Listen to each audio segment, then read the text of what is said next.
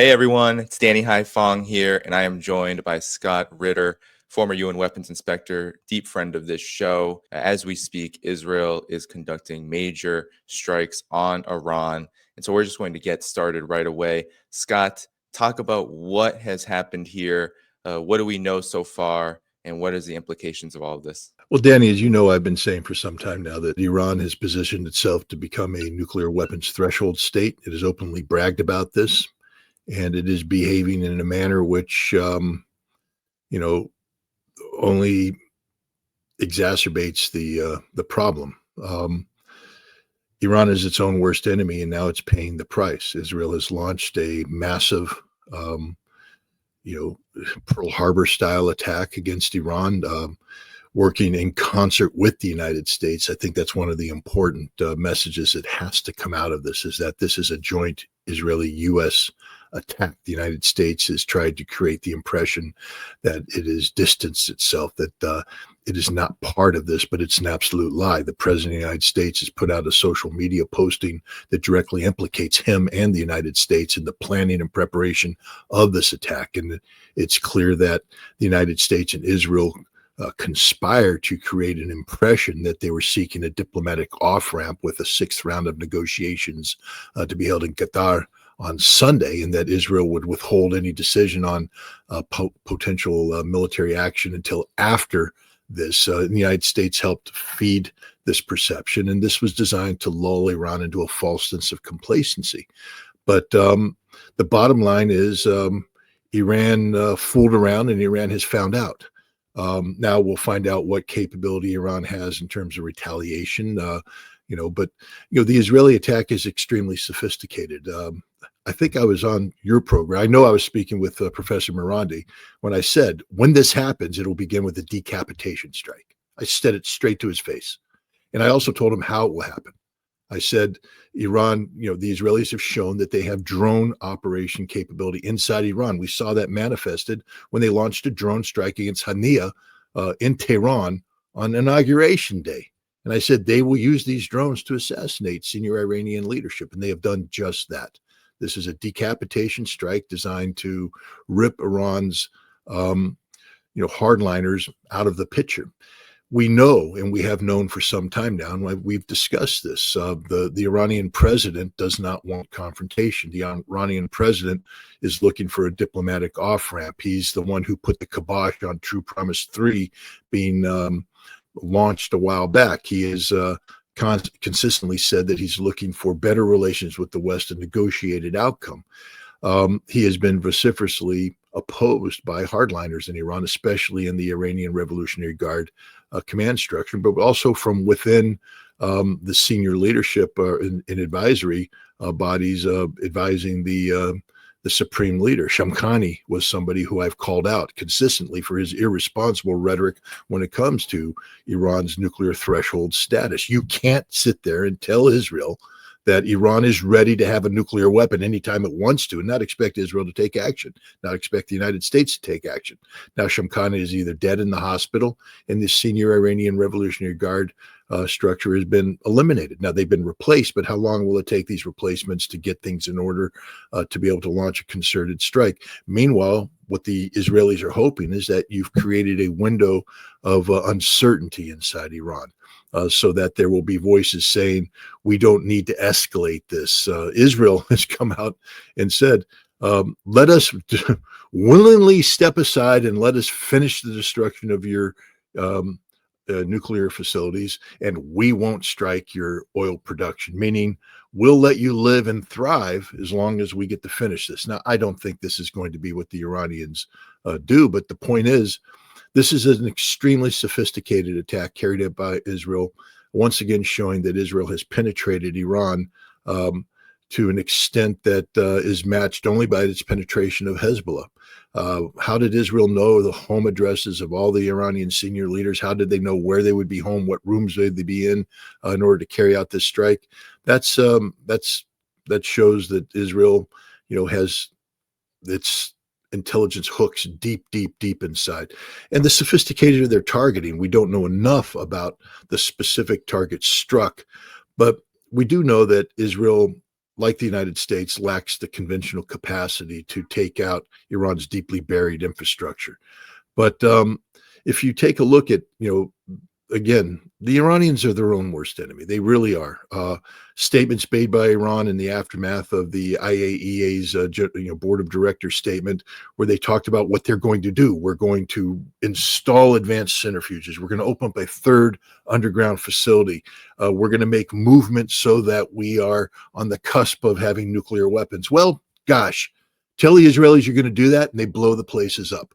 And they have struck almost every above ground facility of note, eliminating a significant percentage, upwards of 70% of Iran's, critical infrastructure when it comes to both nuclear and ballistic missiles. Yes, there is significant infrastructure underground preserved, but to what extent that will be able to function viably in the short term without the support infrastructure, we have yet to see. But this is an extraordinarily sophisticated, thorough, damaging attack by Israel and the United States against Iran.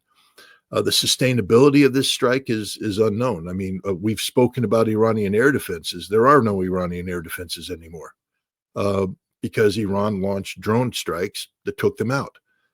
This is a stunning attack by Israel, the scope and scale of which we truly are unable to ascertain at this point in time. To what extent Iran will be able to gather its resources and launch a retaliation. They're speaking about it. The Iranian military is speaking boldly about it.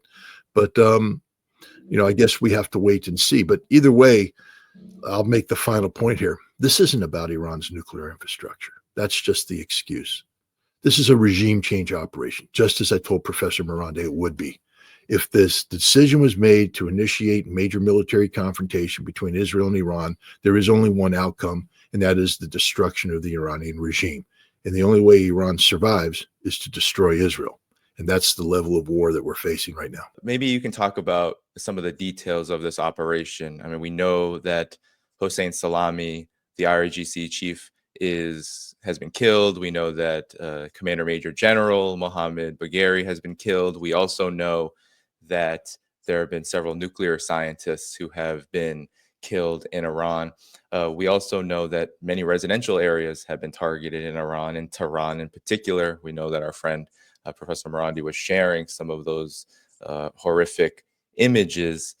Now, you said that Iran is preparing a potential response, but perhaps before we get to that, you could talk about exactly what happened. We have reports about Mossad having a literal drone operation inside of Iran that helped facilitate these strikes on major leadership. And of course, we know about the strikes on the so-called nuclear facilities. So talk about maybe some of the details of what you know so far about what happened. Well, first of all, I just want to ask a question of a personal nature. So you have been in contact with Professor Morandi, and you know that he's okay. He's yeah. He's okay. I know that he responded to me. I believe it was yesterday, and he's going on program. So I think okay. he's okay. Thankfully. No, I'm grateful because he is a friend and a colleague, and of course, I'm concerned about everybody in Iran, but war always strikes hardest when it involves friends. So I'm grateful to hear that he's fine. Look, we need to predicate any discussion about what's going on. We are in the early stages of a conflict. Truth is the first victim of any war, and both sides of this conflict will seek to spin data in a way that most beneficially represents and articulates and supports their goals and objectives. And so I always hesitate to say we know this, we know that, we know this, because we don't know anything. We've heard, we've read, but true knowledge only comes from a more, thorough assessment of confirmed fact. So I just want to say that because, I want people to know that anything that I put forward now is, speculation, informed speculation, but speculation nonetheless, based upon an incomplete set of data and a lot of reading into things. Israel has claimed that the Mossad has carried out a very, when I say Israel has claimed, we have Israeli media sources reporting from what they claim to be, knowledgeable sources within the Israeli security establishment. Given the fact that Israel is a place where its media is not allowed to publish things related to the security of Israel without the approval of the Israeli government, and that Mossad is one of the more secretive intelligence agencies out there. If you have an Israeli source saying that they have spoken to somebody knowledgeable of a highly classified Mossad operation, this generally means that the Israeli government wants this information to be out there. And you have to ask yourself, why would the Israeli government want knowledge of a highly classified operation that parallels the Operation Spiderweb, what the Ukrainians were able to do in Russia with setting in these drone motherships and using them to strike Russian strategic bomber bases. Israel has apparently been able to replicate this on a grander scale and have drones that are not only able to come in and and assassinate senior leadership. If you take a look at some of the buildings that were struck in Tehran, you'll notice that they have holes punched through the side of an apartment building. How did that hole come in there? It didn't come in from an aerial assault. It came in from a drone. So somewhere in the vicinity of Tehran is a drone mothership or drone capabilities that were activated and directed on targets that required real-time intelligence, meaning that these people who were killed were actively tracked to the location that they were at. And the Israelis had a high degree of confidence that they were, in a very specific room. This is the same level of intelligence that was used to kill Hania in Tehran. I warned her. I said, they can do that, guys. They can kill anybody. And apparently that's the truth. Israel now can kill anybody. So why would you want to give away this capability? Because you want to create terror. You want to create uncertainty, within Iran, especially when it comes to the competency of those who've been arguing in favor of a hardline stance regarding Iran's nuclear capability and Iran's ability to harm Israel. This drone capability also apparently has eviscerated Iran's air defense network, meaning that the ballistic missile defense shield that Iran has been constructing has been taken out by drones. The soft underbelly, I guess one would say.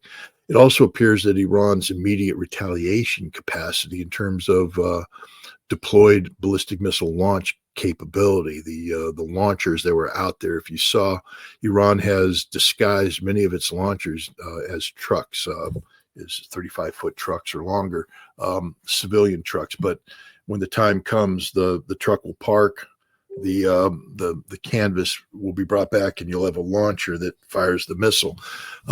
Apparently, a number of these were pre-positioned in the area to strike Israel, and these were taken out by drones. It also appears that many of these underground cities, you remember Professor Morandi spoke of them, the underground missile cities, they have been struck. To what level the damage has been done is, I don't know. But the bottom line is that Israel has very good intelligence, and I believe that Israel has launched what it believes to be close to a knockout blow against Iran's immediate retaliation capability. Whether Iran will be able to reconstitute retaliation and strike is yet to be seen. But I believe Israel also made a decision to strike against Iran's most capable Fatah 2 hypersonic missiles to take them out, because those are the ones that could do the most damage to Israel. But again, the level of planning here, the Israelis have been planning this strike together with the United States for some time now. The President of the United States, grossly irresponsible social media post on Truth Social, where he brags about how we gave Israel weapons specifically tasked or designed, intended to be used to kill Iranian leadership and destroy Iranian infrastructure, just proves that the United States has been part of this planning process for some time now. The intelligence that went into this is unreal. This isn't a matter of a bunch of Scott Ritter sitting back in an intelligence analysis facility, looking at aerial imagery, looking at electronic intercepts, looking at remote data to try and put together a target list. The intelligence here implies that Iran has been thoroughly penetrated from the top to the bottom and everything in between, and that there are no secrets. If you remember when the pager attack went off, and then how Iran targeted Hezbollah, very surgical strikes. They could only have that if Hezbollah was thoroughly penetrated, which it was. A years-long operation by Mossad to get inside Hezbollah. I believe that Israel succeeded in having the same level of penetration inside Iran, and we're seeing the manifestation of that as we speak. Very surgical precision strikes across the entire spectrum of target possibilities that were intended to create confusion and to create disruption and to eliminate capacity. It certainly is a very expansive a strike, one that it's still ongoing. Israel says it's not finished, that it's going to continue to do this, and that it caught many of us by surprise. At least certainly you were predicting that there was going to be a strike. But what's so critical about this is, I don't know if you remember, Scott, April 11th, Donald Trump said Iran had 60 days to meet the requirements that the United States was imposing on Iran.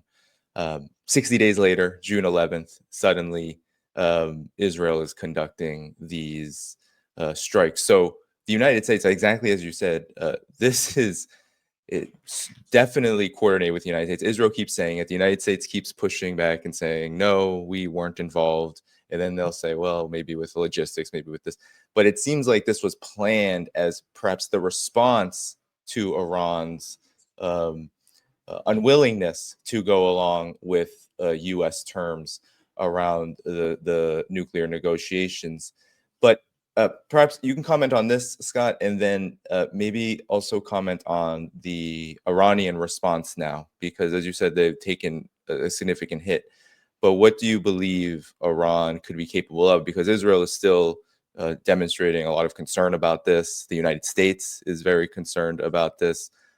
This kind of strike, Scott, seems to be a prelude to what we were fearing over the last several years, which is a broad regional war, an explosive war that has such catastrophic consequences. Well, first of all, I want to point out that if you recall earlier conversations that I was engaged in, I believe you and others, about Hezbollah, how we had said, based primarily upon the confidence exuded by Hezbollah in their leadership and past performance and capabilities, that Hezbollah had sort of a knockout blow in reserve against Israel, and that if Israel ever was to attack Hezbollah in a concerted fashion, that Hezbollah would be able to deliver precision strikes throughout the depth of the Israeli target deck and all that.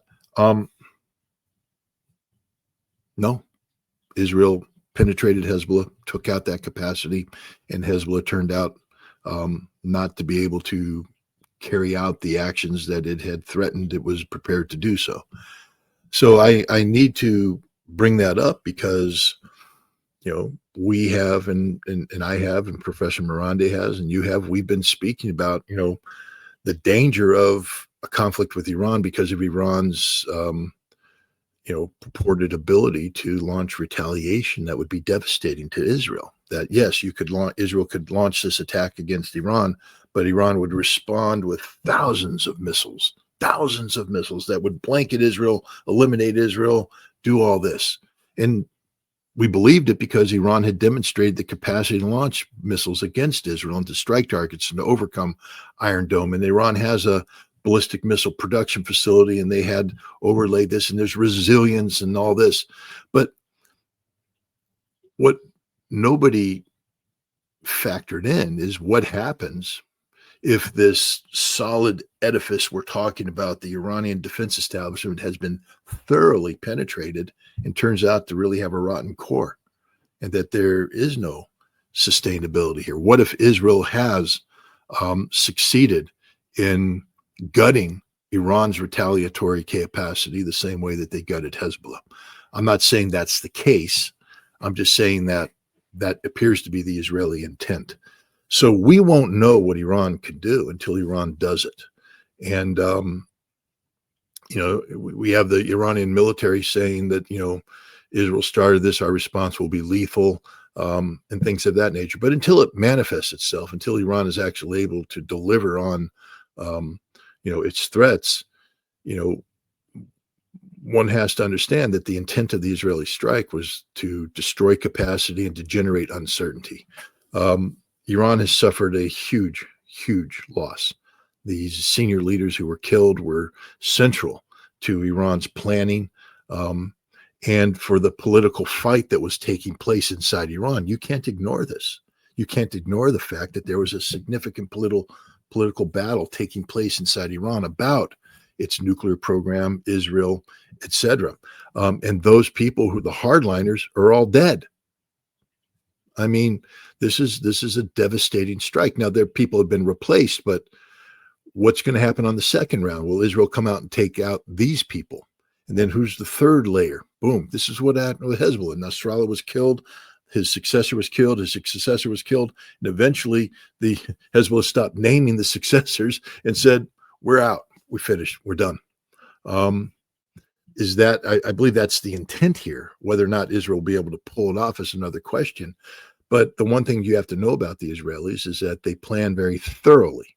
And, they have thought this thing through. And we'll see whether they, we can pull it off. We've been giving Iran the benefit of the doubt in terms of its ability to deliver on, its promised potential. But this strike by Israel appears designed to disrupt that and to, destroy that and to deter potential. Again, Israel has put Iran's economic future on the table, that if Iran retaliates, Israel will take out Iran's oil production capabilities. Israel's violated every red line. Iran, what will Iran do now? Well, a quick tell, Iran says we're not going to participate in the Sunday negotiations. Well, of course not. They've been exposed as a facade. But Israel said, if our nuclear infrastructure is attacked, we will withdraw from the NPT and we will move towards becoming a nuclear weapons state. They were attacked. Where is that movement? What is Iran's intent here? Are they going to withdraw from the NPT? That's a decisive step. Are they going to begin the process of converting 60% enriched uranium into fissile material? The Israeli attacks were designed to disrupt that, both in terms of leadership discussion and the physical capacity to do this. How successful were the Israelis? We don't know. But, Iran is in a very difficult situation right now. In the longer Iran pauses it takes for them to bring forward a retaliation, and the more Israel doubles down on its strike, the greater the odds are that there's a debate taking place inside Iran about what the next step should be. Because it's one thing to say we will retaliate, but what happens if you're the supreme leader and the military comes back and goes, we lost that ability. It doesn't exist anymore. The Israelis got us. So now you're the supreme leader. Do you say, well, we'll double down on suicidal tendencies and continue to press forward, knowing Israel is going to wipe out our oil? What happens to the regime when the ability to generate income no longer exists? How long do you think the regime will last if there's a economic collapse followed by social collapse followed by political crisis? Because we know that within Iran there is a significant, percentage of politically active people who are against True Promise 3, who are against striking Israel, who are against a decisive confrontation with the West. And what happens when the United States weighs in, as I believe they will? I think, the United States planned this attack and helped create the conditions that enable this attack. I think the United States is waiting if Iran attacks American facilities in the region, we have the Iranian foreign minister saying that they blame America, and therefore, following their logic, they should strike American targets. Is Iran going to do that now? Do they have the capacity? Now, you imagine being an Iranian leader right now. And let's just assign a percentage. Let's say that 40% of your ballistic missile capability has been eliminated. You're trying to put together, your strikes, but now to deliver the knockout blow against Israel, you now have to use resources that may have been allocated. You remember Professor Morandi, we have identified the targets. We have identified the resources. We are ready to strike now. No, you're not, because you haven't.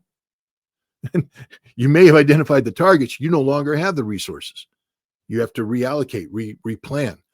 And if you've suffered attrition, can you take out Israel and the United States? And do you really want to bring the United States into this point? Because you don't have enough missiles anymore to do both. The United States is sitting there with the knockout blow. We know that General Kurilla has already briefed the President of the United States on military strike options. The United States has positioned itself. We've evacuated personnel. We are ready to launch a military strike against Iran that includes a nuclear strike capability. I'm just here to tell you, Danny, when this is done, Firdos will be destroyed. Either the Iranians will give it up, or it's going to go boom. But this doesn't end with Iran, having anything left. Iran's only hope at this point, is that they can launch a knockout blow against Israel, that they can follow through on what they said and bury Israel in a wave of conventional munitions that brings Israel to the cusp of absolute destruction. And Israel pleads the United States to intervene and bring this war to an end. But if Iran can't do that, we're looking at the final days of the Iranian regime. I warned Professor Morandi about this. I did. I was on your program. And I said, you're fooling around, you're going to find out. Oh, no, we're allowed to do that. You're not allowed to have any of the things you said you wanted to have. Not by law. It doesn't matter if it's hypocritical. It doesn't matter. I'm just stating the straight up facts. Iran fooled around. It found out. Israel's pulled the trigger on a regime change operation. And this doesn't end until the regime is gone. And the only way the regime could survive is to put Israel at existential threat. And I don't mean with nuclear weapons. I'm here to just make another statement. Iran will never have a nuclear weapon. Iran will never be allowed to have a nuclear weapon. Remember, this is just Israel attacking. You know who's better than Israel? You know who's a whole bunch better than Israel? America. We are 10 times better than Israel. We're better prepared. We're stronger, more, and we haven't even weighed in yet. And when the time comes, if Iran plays a silly game, we're coming. But Iran can't get out of this. Here's the trap. And the Israelis know this. If the Iranian regime doesn't retaliate against Israel, if they go along with the diplomatic out, it will collapse from within. The Islamic Republic will have lost all credibility. The Khamenei will be seen as a weak leader, an indecisive leader. The theocracy will be seen as incapable of, and it will collapse. There are many forces waiting, and we've talked about this before. There are many forces waiting in the wings to come in. This was the case with Assad. Many forces waiting till the conditions for the collapse of Assad took place. If you don't think the Israelis and the United States have carried out significant preparation of Iranian society, stressing ethnic difficulties, ethnic differences, promoting, monarchists and other things as alternatives. You think again, that's all been happening. This is a struggle of existential proportions for Iran. And, this isn't a small thing that happened. This is a huge attack against Iran, a massive attack against Iran. And the United States hasn't even brought its military capacity to bear. And that would be the next level. If Iran attacks American bases, we take Iran out. If Iran attacks oil infrastructure of neighboring nations, we take Iran out. And there's no, Iran's great Russian-aided missile defense system will shield it. It's gone. It's gone. It doesn't exist anymore. The Israelis launched a brilliant attack. I condemn it. I condemn it wholeheartedly. I didn't want this to happen. This is why I got so angry at people like Sonny Thang and all the other idiots out there who were saying, because this is what will happen. This is what happens when you think you can stand up and say, oh, we're allowed to have nuclear. Guys, this is real. This is the real world. And this is what's happening. Iran fooled around and they're finding out. And I'm very sorry for this. I didn't want this to happen. This is why I said Iran has no choice but to negotiate in good faith for a for a nuclear program. But it appears that the United States wasn't serious about that to begin with, too. Yeah, the United States was using Times of Israel, the media saying, the Western media saying that these negotiations, Israeli media especially, is saying that these negotiations were used to lull Iran into this kind of false sense that a strike was not going to happen imminently. And here we are. Well, we knew that Trump surrounded himself with the most pro-Israeli people possible. And we knew that these pro-Israeli people embrace a policy or a policy posture that positions Iran to be the great enemy. And we know that Israel believes that it can't survive. The greater Israeli project can't survive as long as there's an Islamic Republic. We knew all that. I guess, we were led to believe that the United States government was seeking peace to disentangle itself from the Middle East. Well, my God, and Danny, we are now knee deep into this. If you think there's going to be military resources suddenly freed up to go off against you, this is insanity. What I don't know is what would have happened, and I tried to articulate this, if Iran had just come in from the start, instead of the stupidity. I know pride. I understand pride. We're all proud. But the Iranians came in acting as if they can fight. They came in saying, okay, we'll negotiate, but if you don't, we got this, that, and the other thing. You don't have anything left, Iran. I mean, what do you got left? What if Iran had come in from the very start saying, we want 3.75% enrichment, but we're willing to do X, Y, and Z, and stopped with the hostility, stopped with the Shamkhanis going out there and making statements and other people making statements, stopped with the posturing that only waves the red flag. If you wave the red flag in front of the bull long enough, the bull will charge. The bull is now charged. I don't know if the United States never was serious about this. I mean, this is a fair question. This is a fair question. Now, I will tell you this. If it first of all, Donald Trump has destroyed American credibility across the board. Who will ever negotiate with us again? Who? There are difficult negotiations to be had out there. For instance, if you're the Russians, and I've been advocating that the Russians sit down with the United States and talk about, arms control and all this. Why would the Russians ever do that now? Because the United States has been proven to be liars, straight up liars. Even for someone like me who advocates negotiated settlement, here Sonny Thing may have a point. Scott, how can we even talk about negotiation if the United States is incapable of doing this? If the only thing the United States knows is duplicity to set up military action, then every nation should probably assume up front that it's going to be a military, it's going to be a military confrontation. Would Iran have been better? I will tell you this: Iran would have been better to launch a preemptive strike against Israel. I mean, and I think Professor Morandi spoke about it. Why wait for Israel to do this? Why give Israel the chance to do this?